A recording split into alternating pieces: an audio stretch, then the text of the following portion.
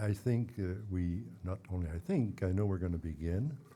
And my name is Paul Perron. I'm director of the Center for the Study of France and the Francophone World at the Munk School of Global Affairs and Public Policy. It's with great pleasure and an honor for me to present Professor Sandra Laugier, who has published numerous seminal works that have had a major impact internationally on many interdisciplinary disciplines in the human and social sciences today. Sandra is professor of philosophy since 2010 at the University of Paris 1, Pantheon-La Sorbonne. She's a senior member of the Academic Institute of France and deputy director of the Institute of Legal Philosophical Sciences at the CNRS, French National Center for Scientific Research, Paris 1. She is a principal investigator of the ERC, the European Research Council Advanced Grant Demo-Série 2024 program. Sandra Laugier studied at the École Normale Supérieure, Paris, 1980-85, and Harvard University, 1983-85. She passed the agrégation examination and defended a doctorate in philosophy at the University of Paris-Sorbonne, 1990. While senior lecturer at the University of Rennes, 1992-98, she also defended her HDR, or Accreditation to Supervise Research, at the University of Paris 1, and was professor of philosophy at the University of Picardie, Jules Verne. She was a visiting professor at Johns Hopkins University in 2008, 2009, 2011. And at Saint Louis, Brussels, she was a visiting scholar at the Max Planck Institute in Berlin, 2014-2015, as well as a visiting professor at the Pontifical University in Lima in 2016, at Boston University in 2019, and at La Sapienza in Rome in 2020. From 2010 to 2017, Sandra Laugier was scientific deputy director of the Institute for Human and Social Sciences at the CNRS, responsible for interdisciplinary studies. Moreover, in 2011, she created and was elected chair of the scientific board of the GIS, Gender Institute at the CNRS, and in 2019, she created the Master of Gender Studies at the University of Paris 1, Paris-La Sorbonne. I don't know where she got the time to do all of this, let's say. For 3 years, she served as panel member, jury for the starting grant at the European Research Council. She is also Chevalier of the French Legion of Honor in 2014, a member of the Academia Europea, and a laureate of the French Academy's Grand Prix Moron in 2022. Sandra Laugier is the author and editor of a great many books, including, and I'll just talk about a few of them, I'll just mention a few of them. Le souci des autres with P. Paperman, Pourquoi désobéir en démocratie et le principe démocratique with A. Ogian, and Why We Need Ordinary Language Philosophy, University of Chicago Press. Nos vies en série, Flammarion, 2019. Le pouvoir des liens fiables with A. Jeffin, CNRS Editions. Politics of the Ordinary, Care Ethics, and Forms of Life. It was republished 3 years later by Serious Philosophy, University of Exeter Press.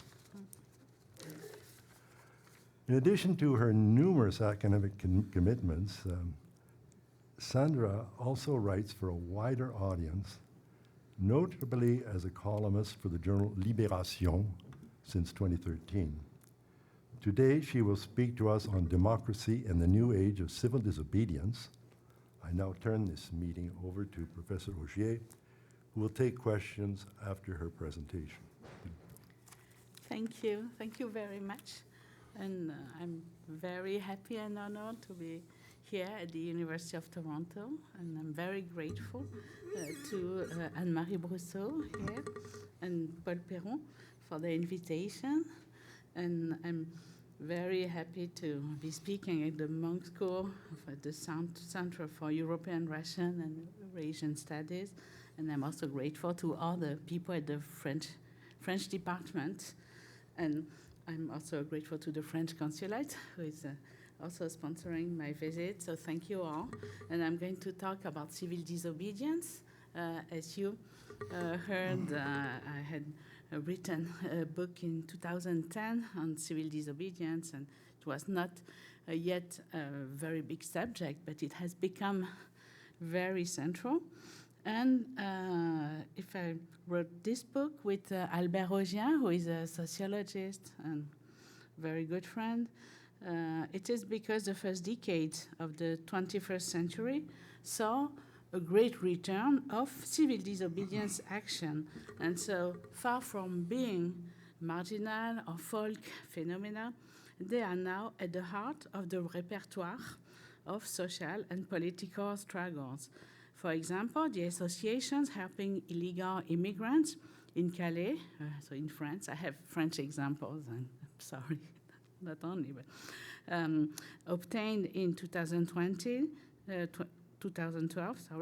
the modification of an article of the Code of Entry and Stay of Foreigners.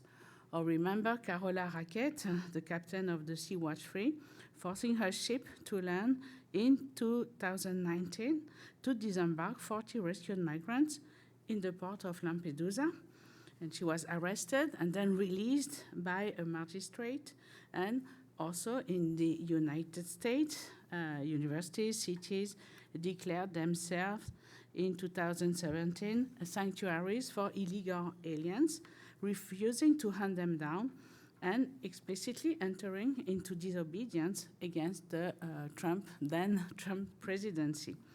So now the grammar of disobedience now extends to a wide range of actions. I guess you have heard of the actions of Extinction rebellion, like also, destroying, not destroying, but throwing soup on paintings. And so there's all these happenings calling for the protection of the environment, and they all use this concept. In 2019, for example, there was an action to remove portraits of the President Macron from the city halls. And so more recently, citizens and elected officials have evoked the word disobedience against restrictions to public access to public space in times of a pandemic. You have also some more disturbing forms of disobedience, such as the violent invasion of the Capitol in Washington by far-right activists, rejecting the outcome of the US presidential election, and they refer to this tradition. So I will show you that it's not real civil disobedience, but not yet. So so actually, disobedience is a paradigm of democratic action, but it seems maybe threatened. So this is my question today.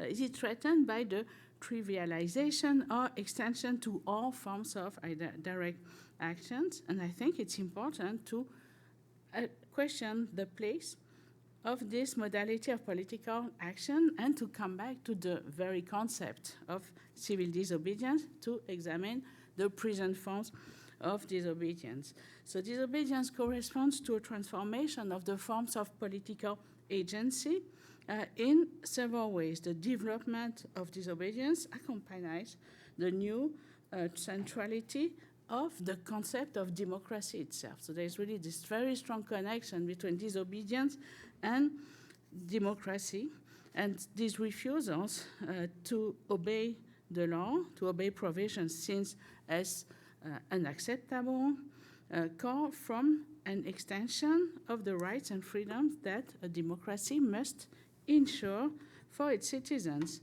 And so the renaissance of disobedience thus coincides with a mutation of the democratic requirement, what I have called also the democracy principle.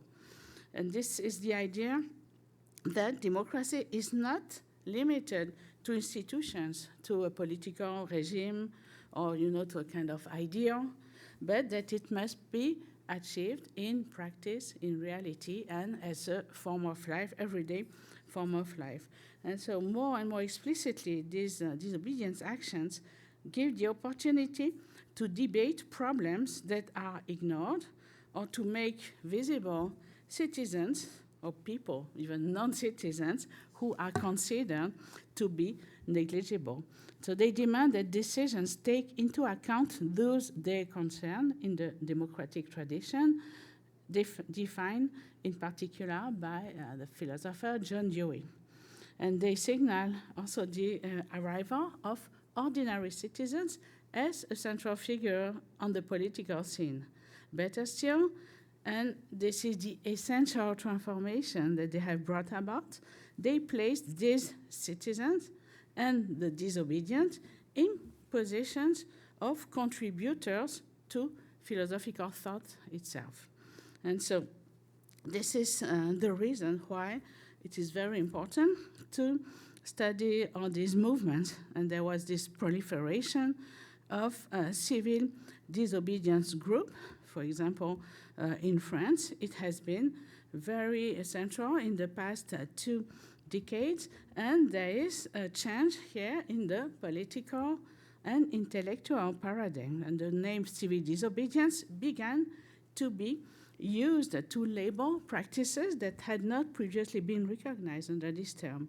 So the diffusion and rehabilitation of this label signals in France an opening to non-European, sometimes North American or Eastern tradition that is represented by Thoreau, Emerson, his matter, and also Gandhi.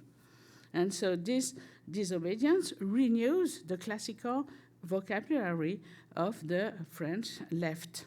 And so, for example, Thoreau is a reference for the French activist José Bové. I don't know if you know him, but he has studied in the United States, and Bové really likes Thoreau.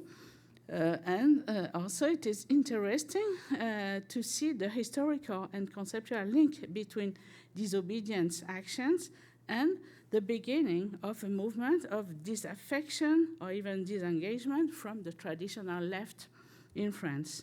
And so civil disobedience emerges at a time when other political modalities or political action are exhausted, like, demonstrations. Still, it's nice to go to demonstrations, but it's not always very efficient.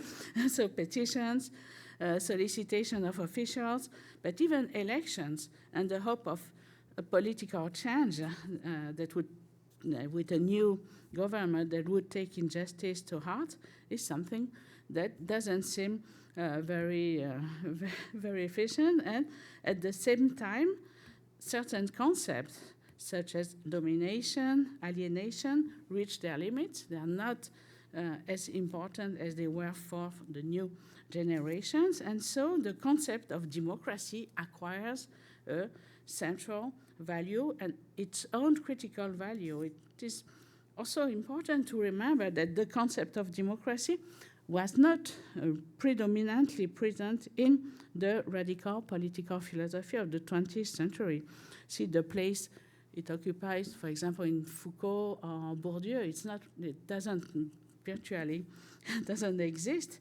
And so this is a new intellectual scheme that comes with democracy. And so disobedience is a practice that has had a lasting impact on political thought and has profoundly influenced the definition of democracy in the 21st century. And this is why democracy arrives at the forefront of public reflection.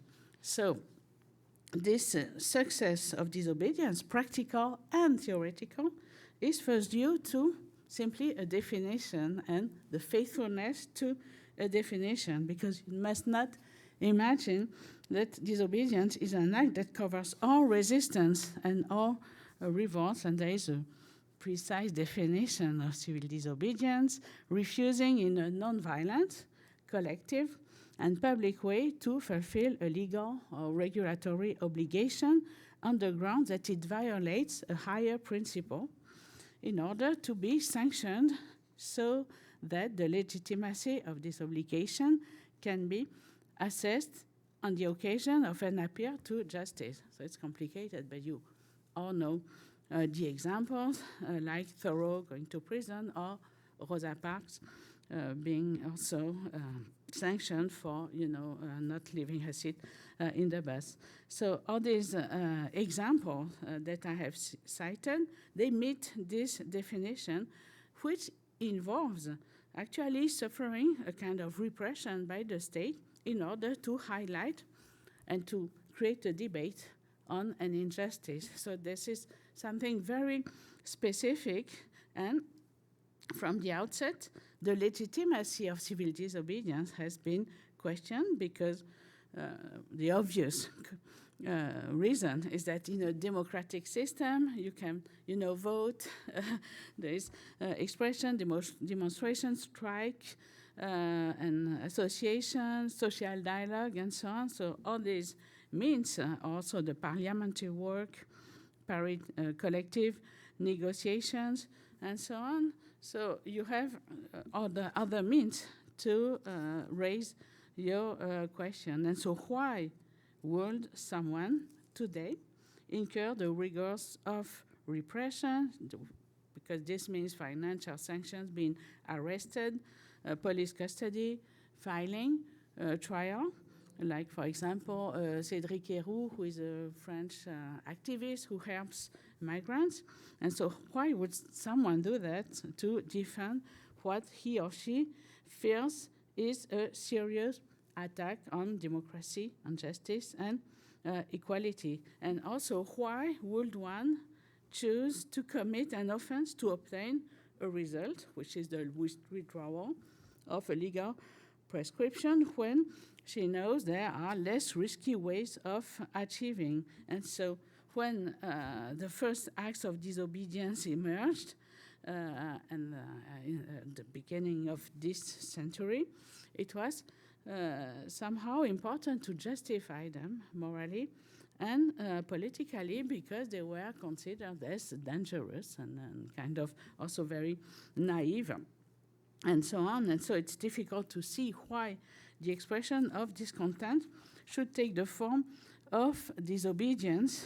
And so one can be concerned about a gesture that calls into question something that seems the very principle of democracy, namely the fact that the minority undertakes to accept the legitimacy of what a majority decides. So it's really against this domination of the majority, and disobedience is a form of protest whose validity is always questioned by its very nature, for reason of legitimacy.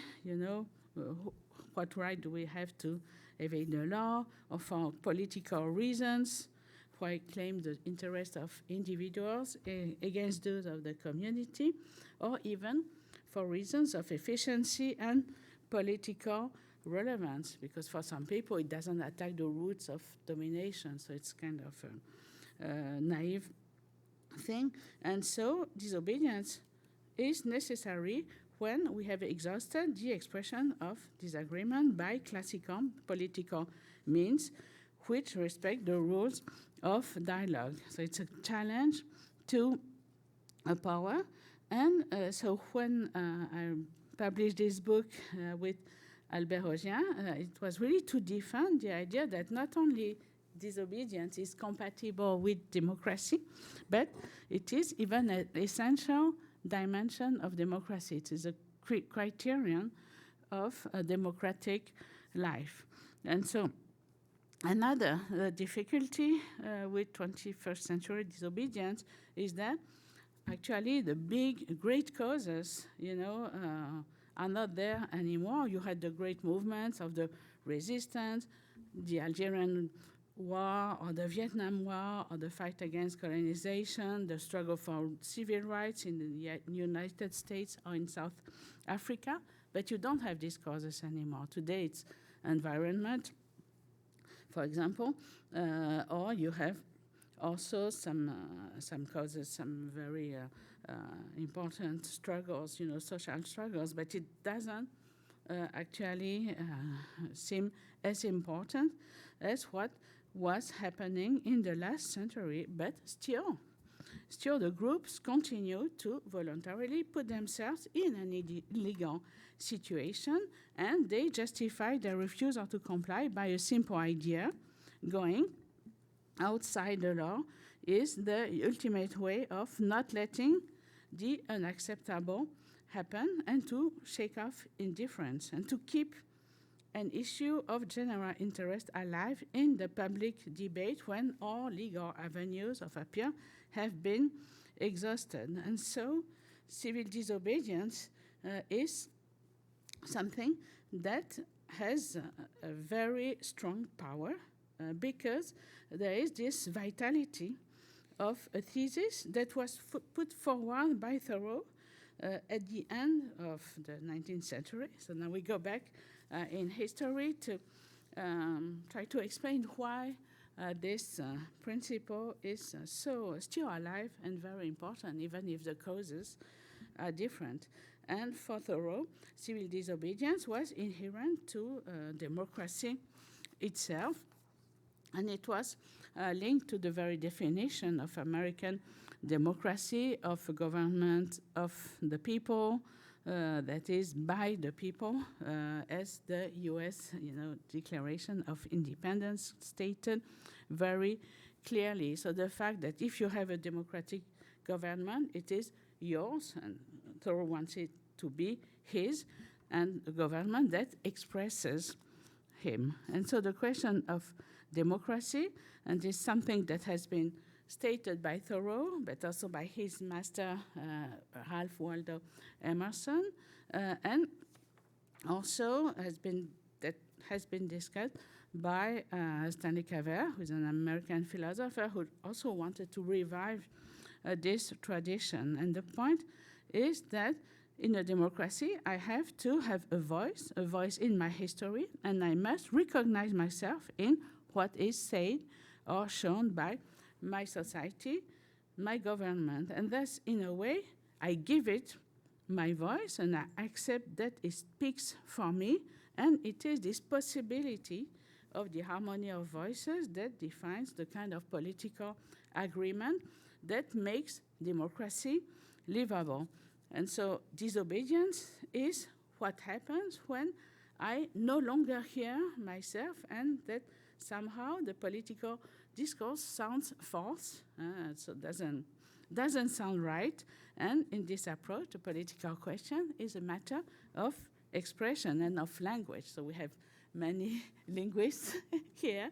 So it's very interesting that this disobedience is the matter of expression, because if my society is democratic enough, I can express myself in it, and so my dissent does not have to be expressed in the form of disobedience.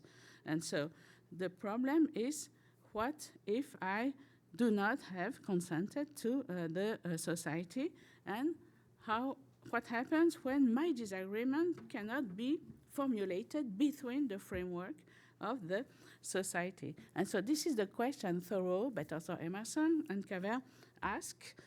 It's what consent have I given? And disobedience is a way to say that, no, I have not given consent, not to everything. And so it's striking that the concept of civil disobedience is born in a very democratic context. And so disobedience is a characteristic of democracy.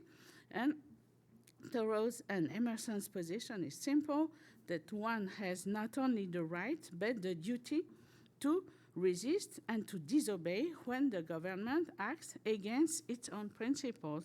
And so in civil disobedience, Thoreau says that he refuses to recognize the government as his own and he doesn't want to give it his voice, and he refuses to allow the government to speak for him when it promotes slavery or wages war in Mexico, which was his main reason to disobey. And this is a very essential political feeling. You found it also in the beginning of this century in the opposition to the war in Iraq, when people said not in our name. And this is a very, very central feeling, even if it's not enough, because since then you have the supporters of the ex-president Trump saying not our president about Biden. So this is something that, of course, raises a question. But at the philosophical level, the sentiment of betrayal in disobedience can be analyzed in philosophy of language terms. I won't insist on that because it's not the point, but it's really about what Wittgenstein calls in the philosophical investigations, the fact that human beings agree in the language they use, and this is an agreement not in opinions, but in form of life. And here, Wittgenstein appears to an agreement that is based on the validity of a voice, and you can also think of Kant, who defined the rationality of aesthetic judgment as the claim of an universal voice. And so there is this very strange claim in Kant's universal voice that is based in the fact that I am, as an individual, making a claim that defines the agreement. Again, this is really about having a voice, and you can remember that many movements in the 20th century and also recently are about having your own voice. You have this in the Me Too movement. You have this also in the very early feminist movement. And so it's something that means that finding one's voice does not consist in coming into agreement with everyone, with the community, but rather in making a claim that somehow is yours and rings true to yourself. And so then you have an agreement that somehow is based, like in Kant, on yourself. And community can only exist when it is created through individual claims and recognition of the claims of others. And so there's no sense in appealing to a kind of consensus to resolve moral disagreement or political conflict. And so this is important because in this conception, for Thoreau and Emerson, a political voice is necessarily dissident and, as Emerson says, non-conformist. So he always claims this non-conformity, and dissensus is a specific feature of democracy and a type of conformism that democracy creates. The conformism Emerson deplores when he calls for self-reliance. And so a democratic government is a government that expresses me, and I can express it, and I have to have a voice in my history and recognize myself. And this is what disobedience is, when there is a dissonance that we are all able actually to observe in our daily lives. So you have this in quotation one, when Cavell says, dissent is not the undoing of consent, but a dispute about its content. And the alternative to speaking for yourself politically is not speaking for yourself privately. The alternative is having nothing political to say. And so this is something that is central to this definition of civil disobedience, the fact that if you cannot speak for yourself, then you have no voice, you are just somehow mute. And so you have something very interesting in the beginning of Walden about that. By moving to Walden, it's on July 4, And Thoreau sought to repeat an act of founding of a subjective transcendental declaration of independence. And so he decides to withdraw from society. So what would give one the right to separate oneself from an unsatisfactory society? So there is a very interesting comparison, but I won't discuss it for too long because for the sake of time. But you have in Caver's book Pursuits of Happiness, which is on film and on the Hollywood comedy of remarriage. So you could, it's not easy to see the relation, but it's very interesting because he draws a parallel between the question of political community and the question, the justification of divorce, because all the remarriage comedies that he studies, so it's in the 1930s and 40s, they are all based, as you know, it's a very central genre in film. They are based on a couple separating at the beginning of the movie, and then they find a way to reconcile. But there is an identification between marriage and the social community, the social union, and these remarriage comedy are really justifying the necessity of the breakup in order to find a better union. And so you have a comparison, a reference to Milton's. There is this very interesting text by John Milton. So it's not in Paradise Lost, but it's in the Doctrine and Discipline of Divorce. And in this political defense of divorce, which is a very interesting text and has been recently republished. And so, sorry, I caught a cold here.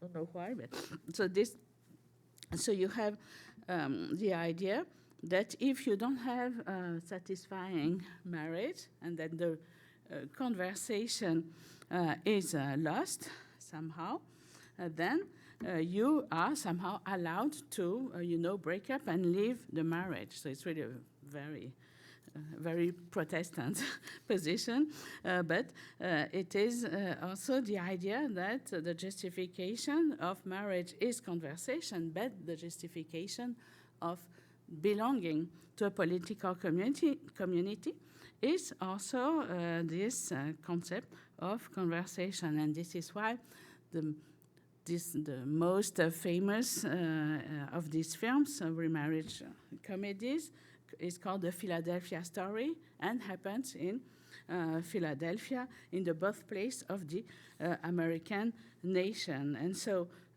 all this genre is connected to the idea that you find in quotation 2 by Milton, the fact that a whole people is in proportion to an ear government, so it's one man to an ear marriage. So there is a political justification of divorce from the right to separate yourself from a society you don't feel you have a voice in. And so here you have this idea that divorce is justified by this absence of conversation and what he calls redeem himself from insupportable disturbances to honest peace and just contentment.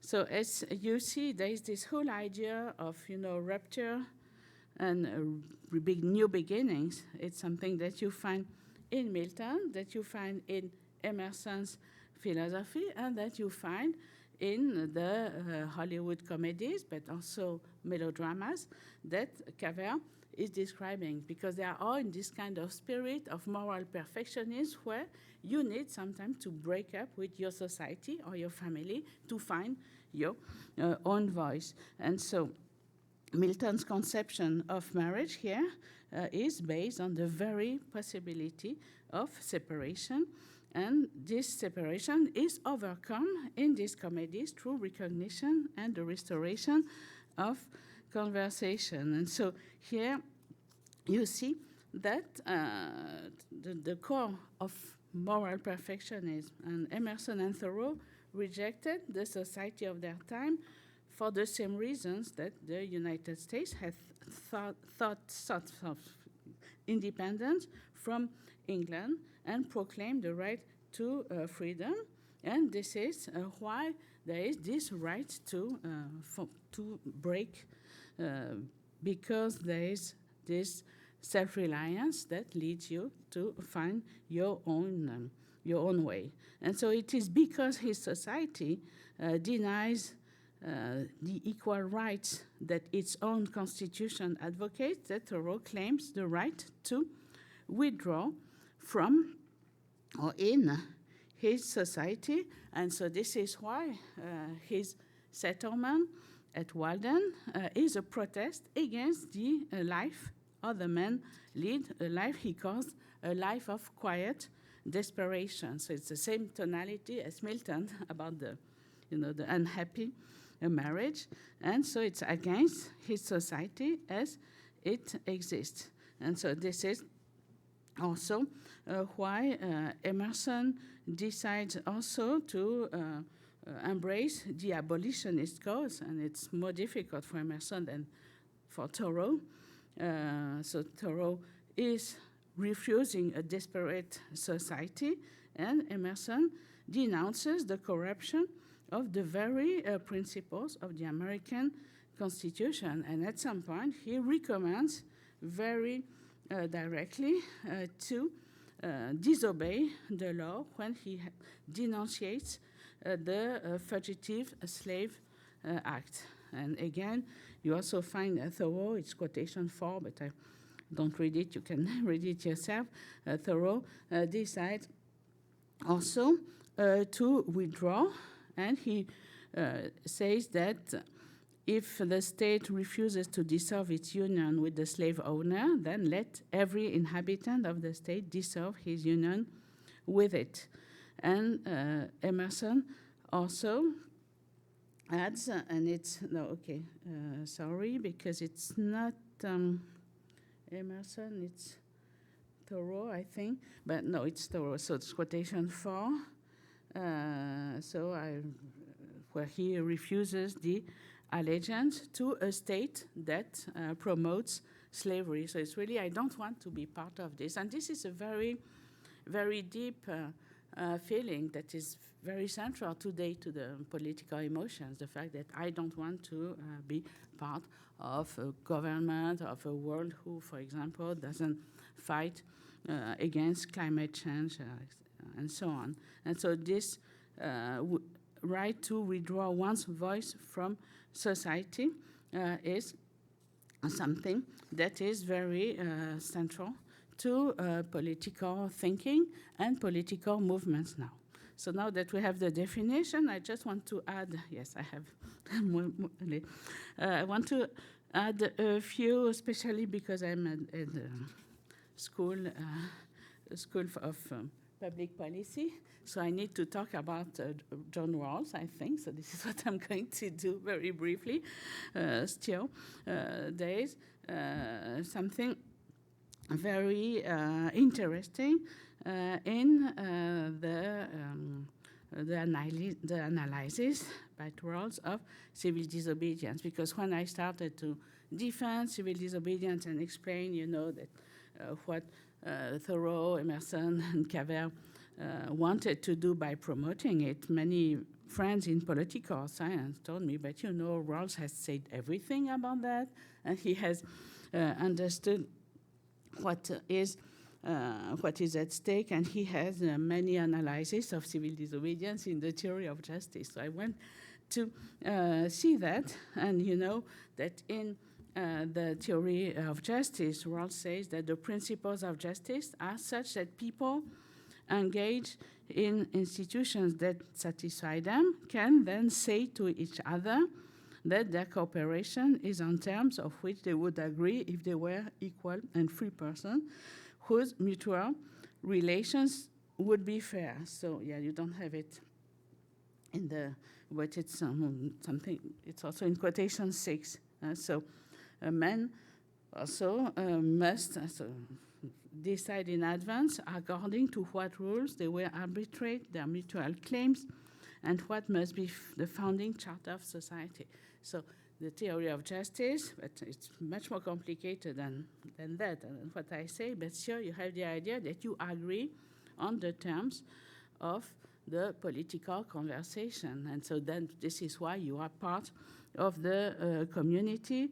And so when people are disagreeing, as Rawls says, those who express resentment must be prepared to show why certain institutions are unjust and how others have wronged them. But Stanley Cavell has criticized him about that, not about civil disobedience, but about the idea that actually, this conception excludes the idea of a group or individual would be deprived of a voice of its own and could not show that the institution is unjust to it. So in this system where you agree from the beginning in the rules of the conversation, then you cannot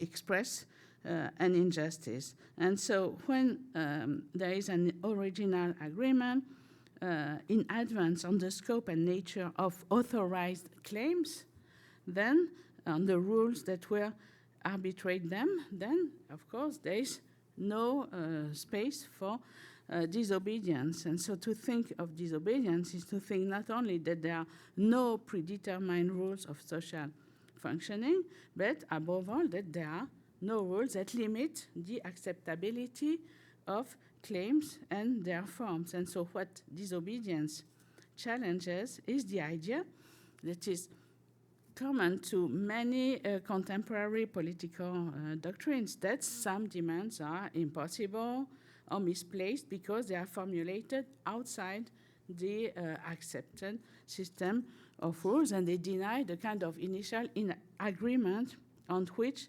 they are based. And so, of course, there is this idea that you need to agree on some rules to be part of the political conversation, and this is exactly what civil disobedience is against.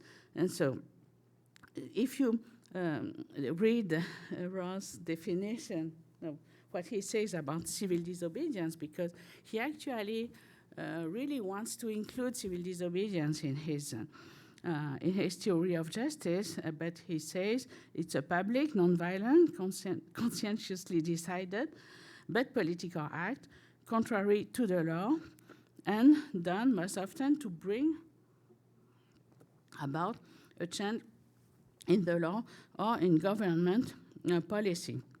And so it is clear from, if you read that on the whole definition, it is something that is not a justification of civil disobedience, but it is a limitation of disobedience, because you see it is not a right there, but it is a public situated political act which exists and is situated within the existing political framework. And so you see that with this definition, Rawls sets out conditions for civil disobedience, which, if they are not respected, somehow make disobedience illegitimate. And so all the enemies of civil disobedience always want to show that there's something illegitimate and unauthorized in civil disobedience. And actually, Rawls, even if he wants to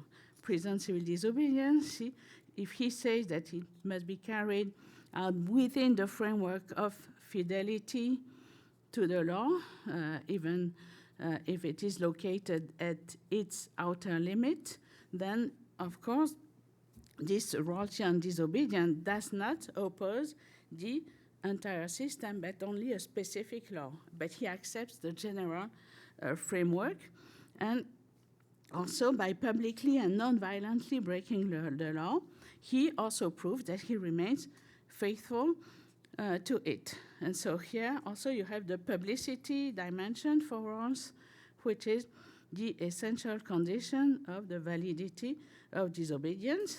It's quotation 8, and of course the public quality of civil disobedience is very important in the first definition by Thoreau of what you have in Martin Luther King and Gandhi in the classic in the classic definitions. But today, many actions of civil disobedience do not want to be public. But anyway, all these conditions, you see, Rawls gives so many conditions for disobedience that somehow it becomes very limited. And if we apply these conditions to the civil rights movement or to the struggle for Indian independence, we come to the conclusion that these actions, Martin Luther King's action, were illegitimate, if you follow Rawls' principle. And actually, it's strange because Rawls himself was a very strong,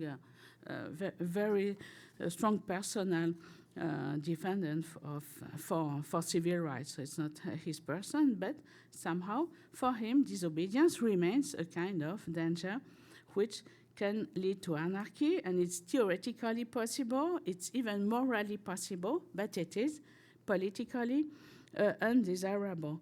And I think this is something that you see if you compare the thinking of Rawls and of Habermas also, who say similar things, to that of Gandhi, of King, and of Thoreau. You can see that these arguments by Rawls have been challenged by the disobedience themselves. And so I think there's also something very interesting in Rawls and Habermas writing on disobedience, is that they always mention Thoreau and Gandhi and King, but only as activists, but not as thinkers. You have 25,000 pages of Thoreau and 15,000 pages by King, but they will never quote them as thinkers. And it is also something that is significant because actually civil disobedience is also a claim to the disobedience and the activists to produce a political thought, and this is a consequence of all these civil disobedience movements, the fact that somehow they claim for a real democracy, and you had all these other movements, also the occupation of squares and spaces movement. You always have a claim to disobedience, but always a claim to democracy, a demand for democracy, and for democracy as a way of life and as a form of life where actually the citizens and the activists, the citizens, are creating the political concepts. And I think this is maybe the strongest point in all these movements and in civil disobedience. And so if you say that democracy is not an institution but a form of life, then you say that it is in places of democratic experimentation, such as occupation, such as disobedience actions, that it is actually realized. And so the demand for democracy made in these places today is always accompanied by a method of political actions that translates in practice into an organization based on equality of speech, of absence of leaders, as you've seen in all the occupation movements, where each person's point of view counts as much as any other. And this is the kind of democracy that is claimed by John Dewey and that you find in this idea of democracy as a form of life. So now I just want to ask a few questions for conclusion and to explain why there is this new age of civil disobedience. Why this movement that is born with Thoreau, then who was very important in the last century, now comes back, because this is a very, very interesting phenomenon. And there is, of course, a question, and I have alluded a couple of times to it. There is a question with the extension of the concept of disobedience. You have seen that, for example, during lockdown, when people said it was disobedience not to wear a mask, for example, and you have this kind of extension and trivialization of disobedience. So it is very important today to come back to this. This is why I gave all these reminders about what is civil disobedience, and to remember that if every act of disobedience is an illegality, not every infraction to the law is disobedience. So, if I lit a cigarette, like if Anne-Marie lights a cigarette here, for example, it would be something bad and illegal, but it wouldn't be disobedience because, she's not she's not trying to contest legal, maybe, but a legal disposition. And of course, history is not lacking in examples of protest movements that have used disobedience as a means of destabilizing democracy. As the older people here remember, it was the case in Chile to bring down the government of Salvador Allende and establish the dictatorship. More recently, of course, in the United States. I'm very happy to be in Canada now, but with the rejection of the results of the presidential election by a significant proportion of Republican voters and even elected people. So it should be noted, actually, that all these movements have a this is how you translate, factional character, which distinguishes them from civil disobedience, because their aim is not the extension of the social and political rights of citizens, but their restriction.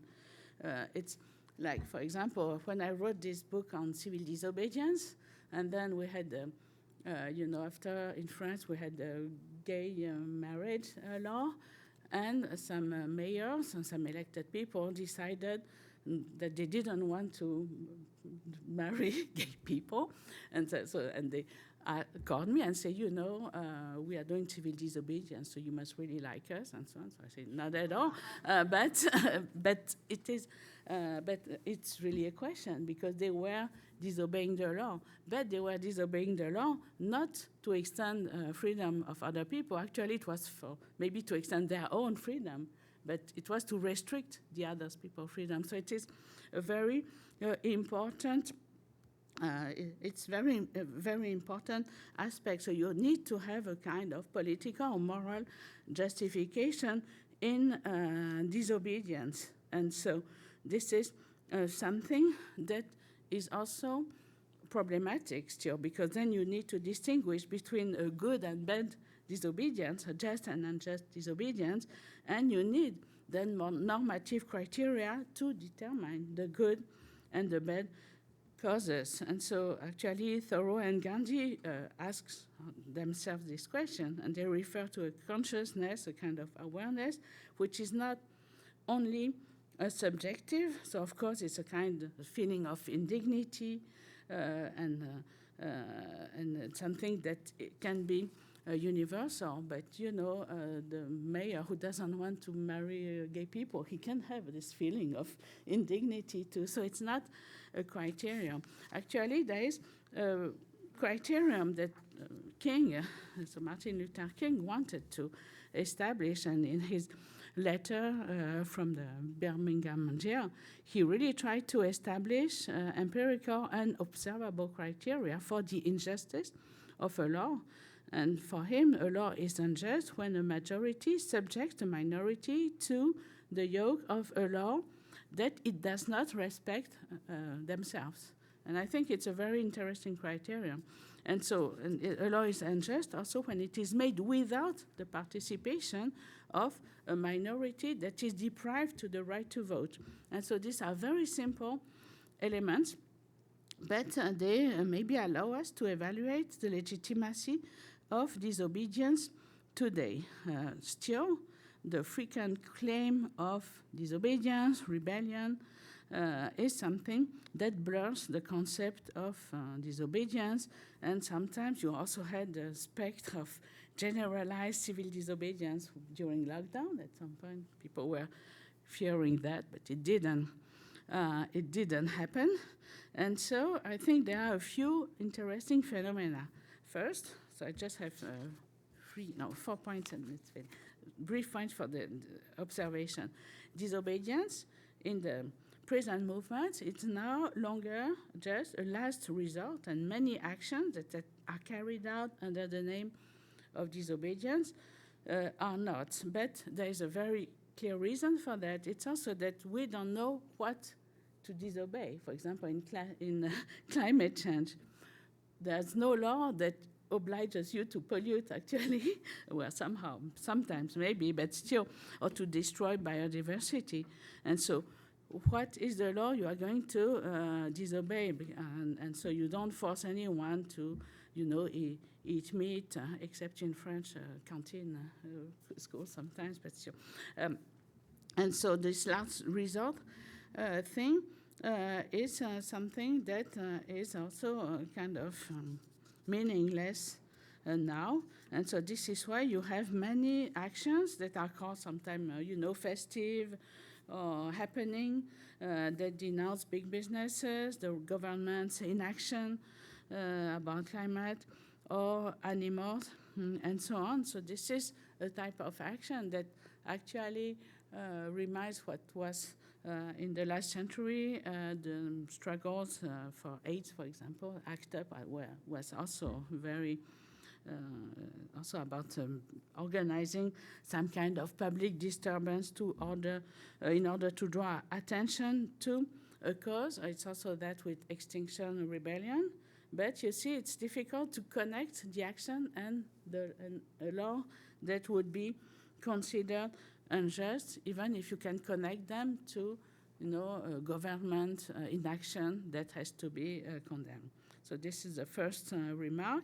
The second point is that today, of course, disobedience uses justice a lot, but sometimes the disobedience doesn't systematically lead to, being condemned, going to prison, suffering violence. The young people who do the décrochant Macron, for example, operation, they were arrested, but then their parents went to, take them away from the police station, and they were, of course, acquitted, and so on. So it's kind of, it can seem ridiculous, but there is a very deeper reason in that, is that the fact that they don't want to be disobedient, and activists don't want to be hit and, beaten and go to prison. It's something that is impossible now. And also, disobedience was supposed to always be public. I mentioned this point about Ross, but actually, many actions of disobedience are not public and shouldn't be so. For example, the Anonymous collective wanted to defend freedom and circulation of information, but it was supposed to be anonymous, and to disobey is often to escape from surveillance. And for example, also for whistleblowers, or also, when you want to help migrants to cross the border, you are not going to do this publicly, or you won't do it. So actually, the publicity of the actions is not something that is as important now that it was before.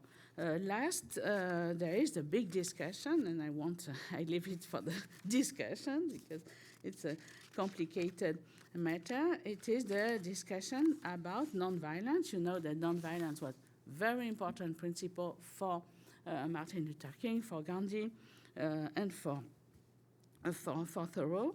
But today, many people, many activists question this criterion of non-violence in a context where the repression of disobedience is really extreme and sometimes also invisible. So some people want to renounce non-violence in the face of the violence of the state. There is a very interesting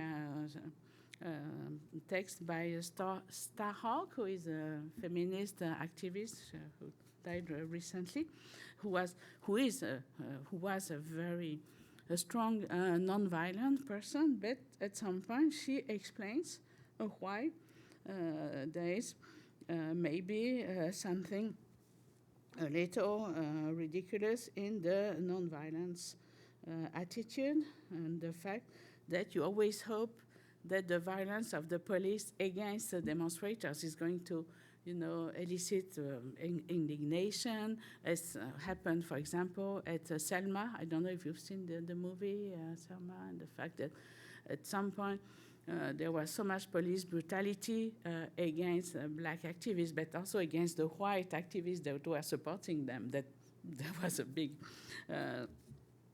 a big opinion movement. And so the problem is today, if people get beaten up in a demonstration, nobody cares. So you don't have, you cannot really have this presentation of nonviolence. So there's a discussion, and even actually Thoreau, who first conceived the link between civil disobedience and nonviolence, he changed his position and supported the arming of slaves advocated and practiced by a white abolitionist, Captain John Brown. There is a big interest today around this figure of John Brown. And so this is something that is really a question, but for me, I think it's very central to civil disobedience to keep this non-violent character, because you want to defend migrants, which is the big cause today. If you pick up a gun and attack border guards, it won't be civil disobedience. It would be a kind of, aggression, of revolt. And Thoreau obviously was not violent when he refused to pay a tax that financed his country's war against Mexico. Rosa Parks was not violent when she refused, but there is this kind of power of nonviolence that really needs to be to be organized and to be shown. And for example, you have also the Chipko Indian woman who was supported by the activist and philosopher Vandana Shiva, who opposed to the commercial exploitation of their forests, and they stick themselves to the trees, so the trees are not cut. And this is something that has been a very powerful action. So there is this kind of very strong power of nonviolence still today, but it needs to be maybe strengthened. And so if you return to King's principle, the fact that those to whom the law applies must participate in its elaboration, I think it's very central today to this whole question of disobedience. And I think it's really the rights of foreigners, of immigrants, that are the new frontier of democracy, because everywhere the migrants are subjected to laws over which they have no say. And this is something maybe that is central to civil disobedience, the fact that you need to enlarge the community of citizens to people who don't have a say on what this community is. And this battle seems not to be going very well today in the present world, but disobedience has always been from a minority, and it was the case for Black Americans.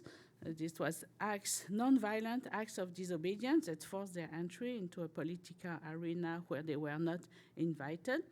And so if we don't forget this history, civil disobedience has still a long way to go. Thank you.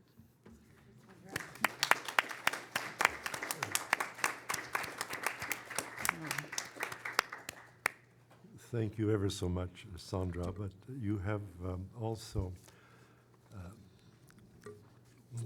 would accept questions after this presentation.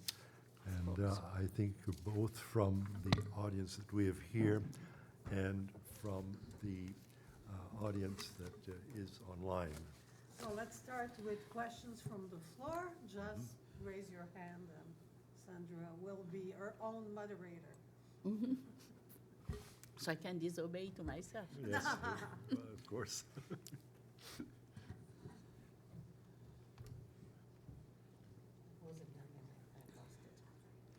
How do you learn? Nobody? Questions, comments? Oh, maybe Just, you. Starting a Oh, discussion? Paul, maybe you want to start.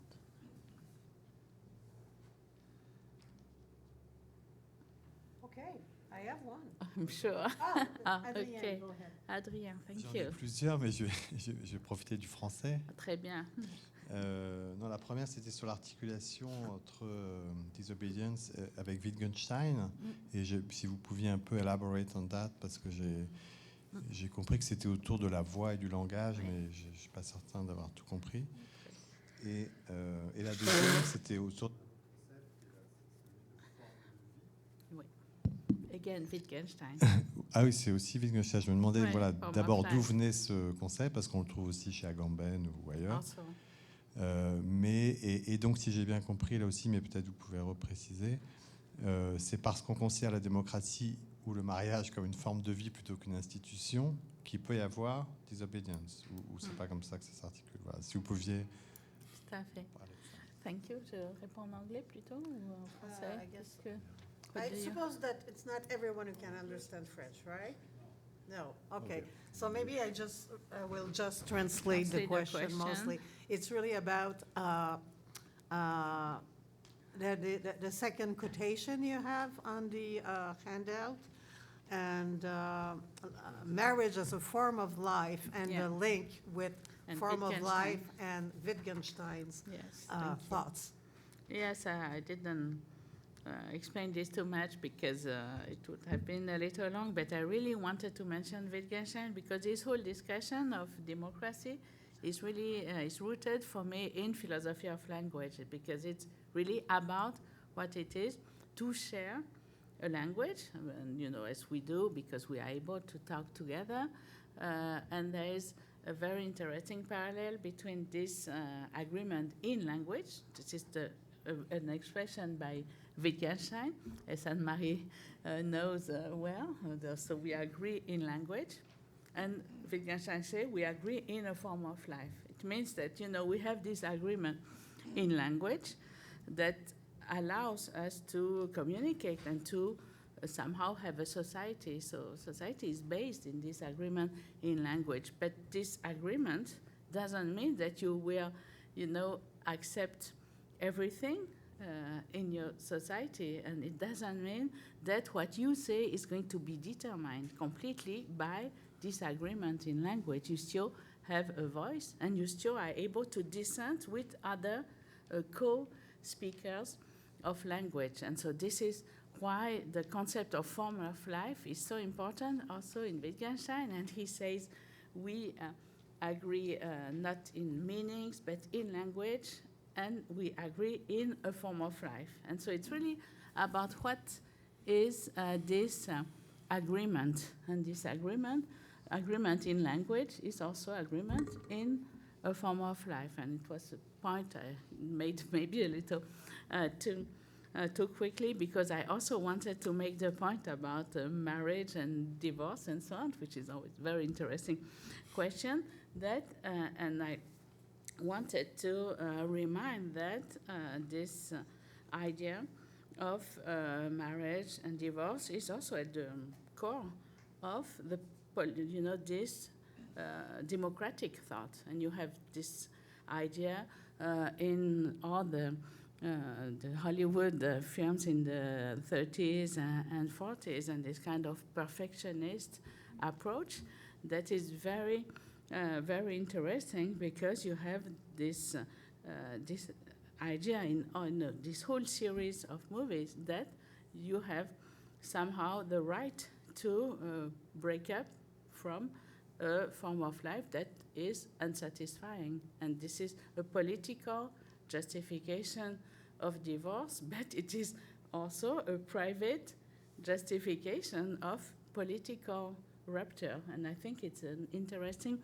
parallel because you have this idea of divorce and remarriage in many Hollywood movies. It's a very central structure of film, and it has a political meaning. And this is why you have this film called Philadelphia Story, but you also have a film with Katharine Hepburn and Spencer Tracy, which is called The State of the Union, which is about their marriage, and they're both, doing politics. So it's an allusion to both politics and marriage. You also have this movie called Adam's Rib, where again, Spencer Tracy and Katharine Hepburn are two lawyers, but who defend opposed causes at court, and they also raise some very important political problems in their private issues. So I think it's also really interesting to make this parallel, because it shows that, private questions and public questions are really strongly related, and civil disobedience starts always from a kind of very strong private discontent, and this discontent becomes public, and this is why it is so important for the progress of democracy. Do you have a follow-up, Adrien? Don't be shy.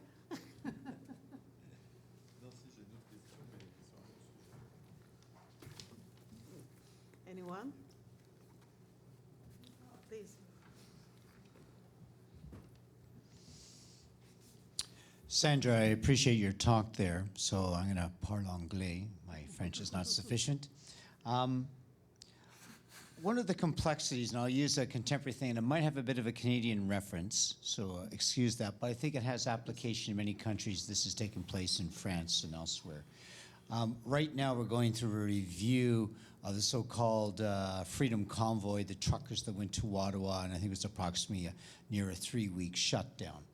And part of it was, if I'm hearing correctly, I'm not a deep understander of this, but part of what the police or certain people who are already making representations to a committee that's looking into it, part of the police's concern is different levels of police in Ottawa as well, so there's a level of complication, is we wanted to respect, if I'm trying to remember the term, the idea of civil rights. So here's the state body wanting, how far do we go in exercising some kind of control, but it's supposedly, if I'm to take the word correctly, that want to balance that with civil rights and might have accounted for some of the delay. And then the other thing in that whole question, dealing with the whole lockdown, is not only the government in that position. In Canada, you have primarily federal and provincial, health being a provincial matter, so that's part of the operative on that. But also lots of diversity within society about what that is. You're dealing people emphasizing, what about my right, my body, where's the state to impose?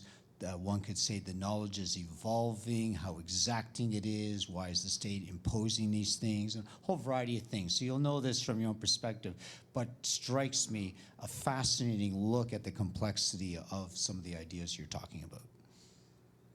Yes, thank you very much, because yes, this whole lockdown and what happened during these 2 years is really fascinating about civil disobedience, because there were some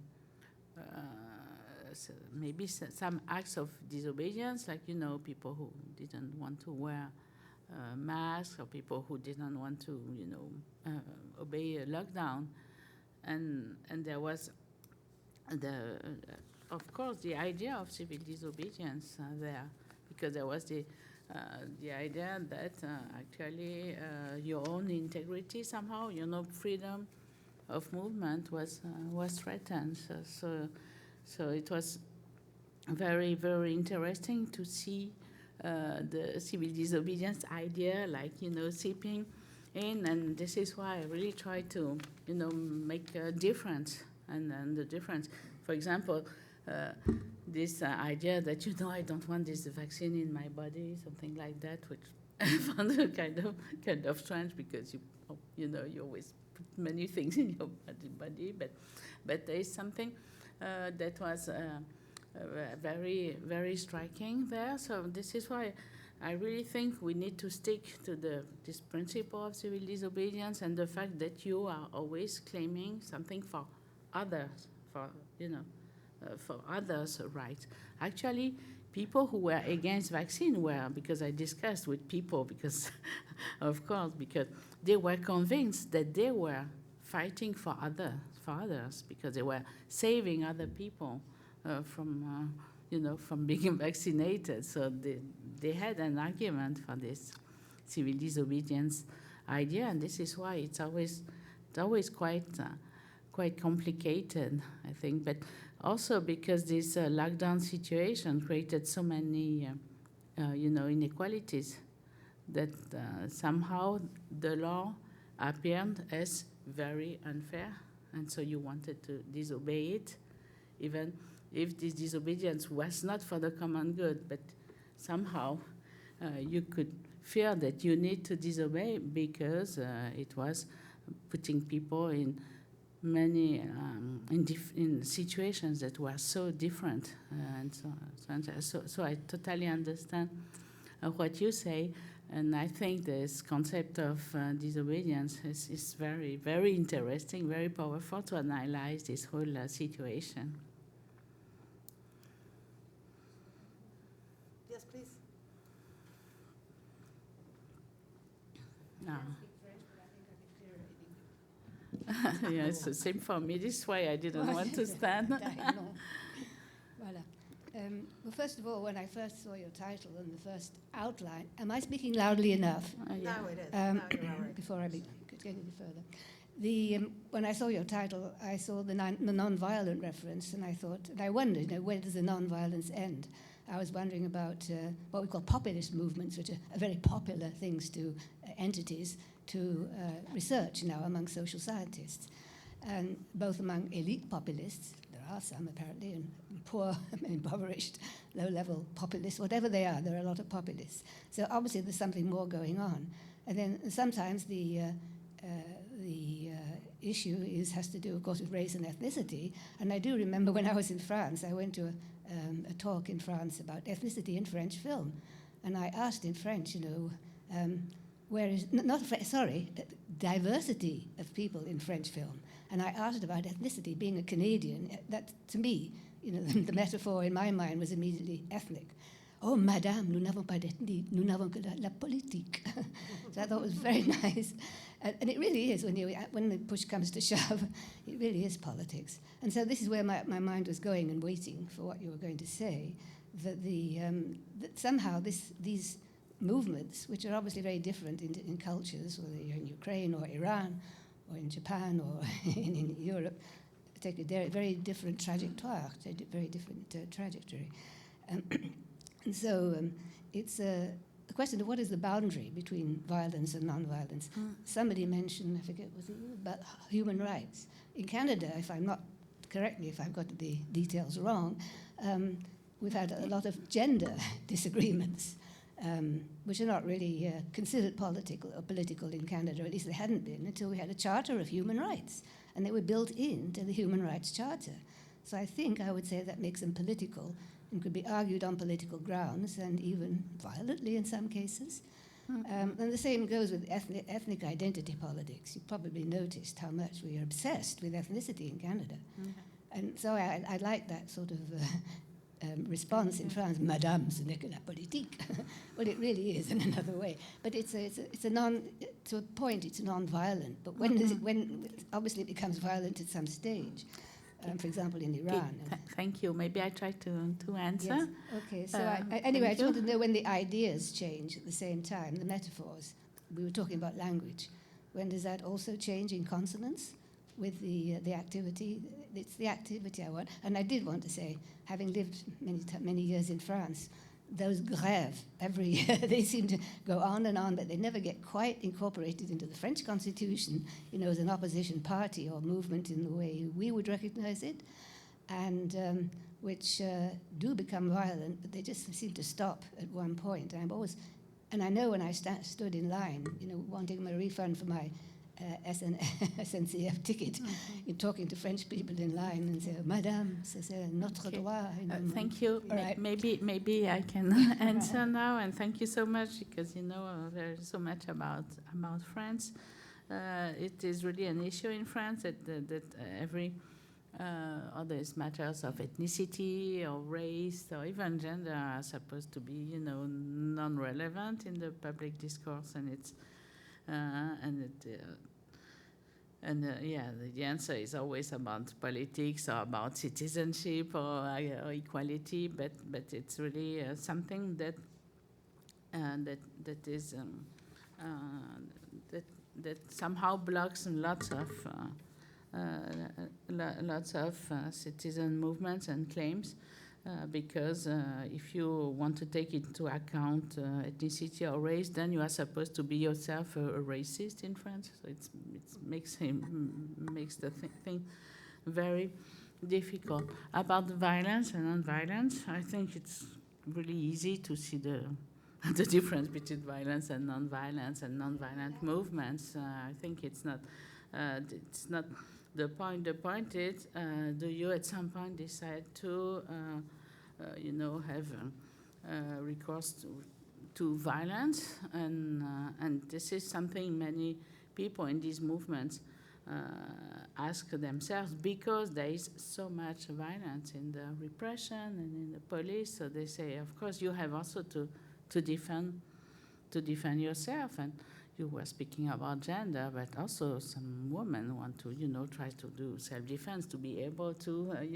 fight themselves against violent men. So it's become much more an issue than we think in these movements and in the big demonstrations. You all have what is called in France the Black Bloc, which is a group of people who become violent at some point. But I think there's this big discussion in these movements, and many people don't really know what it is. I mean, to become violent. I mean, it would mean, to have guns or have weapons or stuff like that. It's something.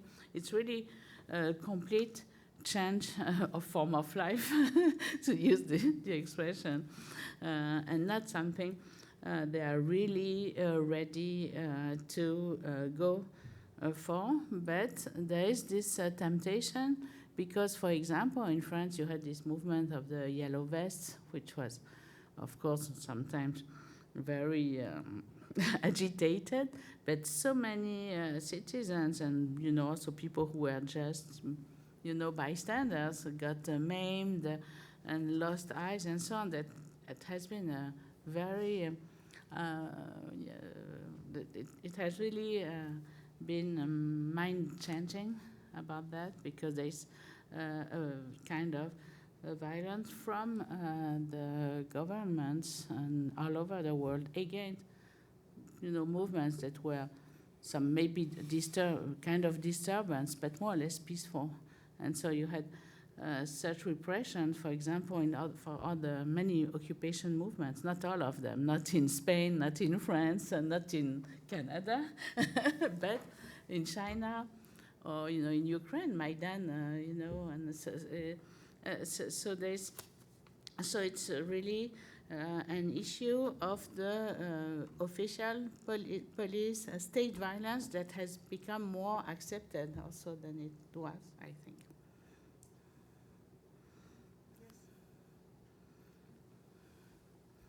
Thank you for the question.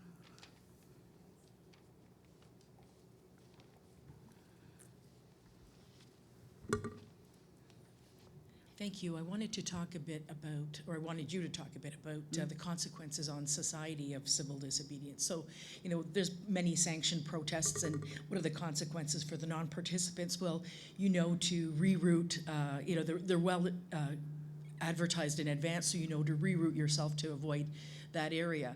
I remember being in a small little protest at St. George and Bloor, where every couple of lights we would shut down the street, the music would come on, and we would dance. So that meant that what was the consequences for the non-participants? Well, periodically some cars would, miss a light, and then they would get the next one, and so the disruption was minimal. On the other hand, in Ottawa, for residents that lived in that neighborhood, it was 3 weeks of noise and fumes and abuse from the people who were doing the civil disobedience. So I'd like you to talk a bit about the consequences on the non-participants, if you don't mind. Yes, sure. Well, every time when there are movements, when there are strikes, when there are demonstrations, or where you have actions of civil disobedience or occupation, for example, or these movements in the year 2010-11 of occupation of Square. Of course, it's a disturbance and an annoyance. Or it wouldn't be an action. You cannot, have a kind of activist demonstration or action if you are not an annoyance to other people. And then the government who wants to repress this movement, they're going to say, oh, you are such an annoyance, and you have to stop. So it's something that is really classic in this kind of movements. It's just like now when there's a strike in France in the gas. So there's no gas in the gas stations because of this strike, and of course it's an annoyance for people who who want to put gas in their cars. And it is something that people will accept more or less or not. They accept it right now because even if it's harder.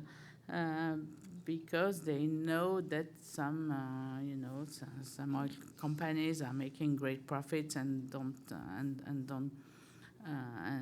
pay their employees more than for that and so on. So actually, it's really this question of politics is always about annoyance. Like, for example, when you have a debate in the Congress and people are protesting against something, it's always taken as an annoyance. Like in France right now, you have an opposition, and so they are very annoying, but they are really trying also to make things change. So yes, of course, there is there's always an annoyance in these movements, but this annoyance is not life-threatening, and it is usually for the to find a better situation. For me, I was annoyed also when I saw people throwing soup on Van Gogh. You can do more annoying than that. Actually, it was protected by all these actions. They never destroyed works of art. So it's more about happening and kind of, shock than to actually do harm. But it's annoying. So. If I may, I would like to develop on this. Please. Of course, we need, there are consequences. It's the same thing with all the strikes. Workers going on strike lose their salary. So, of course, there needs to be bad consequences for others. If not, you wouldn't go there. What I'm asking is that let's compare two kind of occupations. So the Occupy Wall Street and the following Occupy movements were disruptive up to a point. But even if you're a very wealthy person, I think that you cannot not see that it was a noble cause. This happened at a time where we were seeing the gap between the wealthiest and the poorest getting larger and larger, and getting to a point where it's indecent in a way, right? So this is, let's say this is activism as we know it for a noble cause, and the disruption is part of the game. Yeah. Now, compared to what this lady brought back, so what happened in Ottawa for 3 weeks when we have an Occupy movement, it's really, really annoying because it's not people in the street, it's huge trucks in the street with the big, sound and fumes, as you said, and open fires on the street and so on and so on. And it doesn't look as much as a noble cause because we're talking about people who say, I don't want to get vaccinated and I don't want to wear a mask, and if I'm going to die, well, the hell with me. And if I'm contaminate others, well, the hell with others. Yeah, this You is know, bad. for many, that's what, the bottom line. So that's not as noble a cause than the Occupy Wall Street. Will we still call this disobedience? Could we still quote Martin Luther King saying that, the law is unjust when it's detrimental to a minority? So what do we make of this? Yeah, And- it's really. And, so bad guys, good guys? This is really the core of the question. So this is why I wanted to raise it, because we don't have the answer. Still, you gave it yourself. At some point, you really have to have this kind of normative stance on the action itself, and to see if it is to who is it to defend. Because obviously, if the people, but the people who didn't want to get vaccinated, they say, I don't care if I die. I don't remember hearing people saying that they didn't care if other people die. They did. They I did saw them on somehow, TV saying it. except Donald Trump. No. In Ottawa, people Yeah. were interviewed over and over again saying, I Yeah. don't give a damn. Yeah. Not that politely even. Yeah, exactly. So then if it's that explicit, it's very kind of easy to analyze, because all the, civil rights, disobedience movements are always to, make others people's lives better somehow. And even not only the minorities, but the majority somehow. Because, of course, you want to live in a just society. So I think usually it's quite easy to decide if something is really faithful to the concept of civil disobedience. But many people, they want to disobey, but not in a civil way. So now it's really this concept of civil that has to be probably examined, because maybe you have, this uncivil disobedience, and this kind of uncivil disobedience can take many guises, actually. So would it be fair to say that it was actually personal disobedience bunched together thanks to social media? Kind of. Yeah, this is very interesting because there was this collective dimension of this disobedience movement. People were up to here. Yeah, It was after, at the end of confinement, after months and months. So it was, I cannot take it anymore kind of, feeling. Yeah. Any other comments, questions? Nothing I think you said it all, actually. So much better. Are there questions in the chat? No? No, nothing on Zoom. Okay. Comments, questions, I think, arguments? If not, I guess we'll stop here. yeah. So again, thank you so much. Thank you. Thank Sandra, you all. and for this wonderful talk.